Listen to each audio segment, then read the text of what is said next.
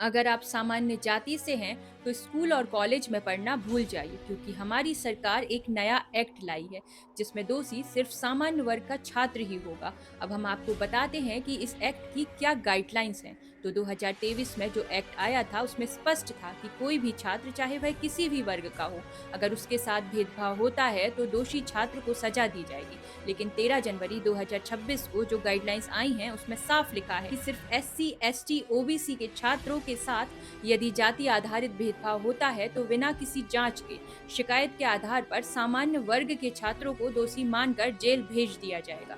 2023 की गाइडलाइंस में ये भी साफ था कि अगर शिकायत झूठी निकली तो शिकायत करने वाले छात्र पर जुर्माना लगाया जाएगा। लेकिन 2026 की जो नई गाइडलाइंस आई हैं उसमें यह प्रावधान भी हटा दिया गया है। मतलब अगर एससी, एसटी, ओबीसी के छात्र सामान्य वर्ग के छात्रों के खिलाफ झूठी शिकायत भी करते हैं तो भी उन पर कोई भी एक्शन नहीं लिया जाएगा। जब नेशनल क्राइम रिकॉर्ड ब्यूरो के आंकड़े साफ साफ बताते हैं कि देश में पहले से मौजूद ऐसे ही कानून में फॉल्स कंप्लेंट्स की दर बहुत ज्यादा है, तब ऐसे में एक और कानून सामान्य वर्ग के छात्रों के खिलाफ लाना उन्हें समानता के अधिकार से वंचित करने जैसा है।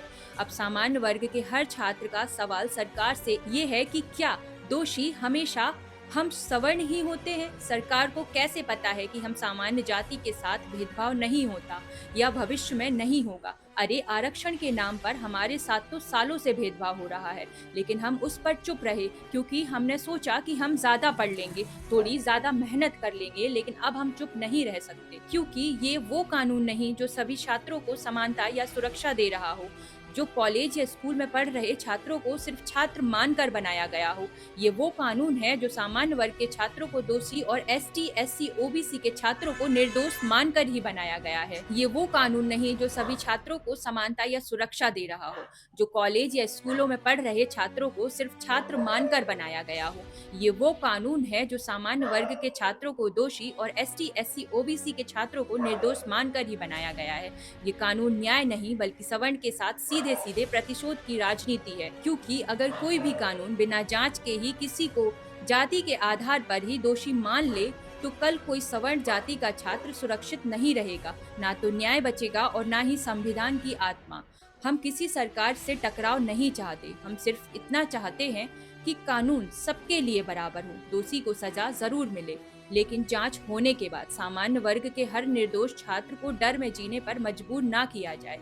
आज जरूरत है कि सामान्य वर्ग का हर छात्र, उनके माता पिता, शिक्षक और समाज का हर जागरूक नागरिक एक आवाज में बोले कि शिक्षा का माहौल डर का नहीं, न्याय और समानता का होना चाहिए। अगर हम आज नहीं बोले तो कल हमारी आने वाली पीढ़ियां सवाल करेंगी कि जब अन्याय हुआ था तो आप चुप क्यों थे। इसलिए आगे आइए, शांतिपूर्ण तरीके से, संवैधानिक तरीके से इस एक्ट में सुधार की मांग कीजिए। ये लड़ाई किसी के खिलाफ नहीं, ये लड़ाई न्याय के लिए है।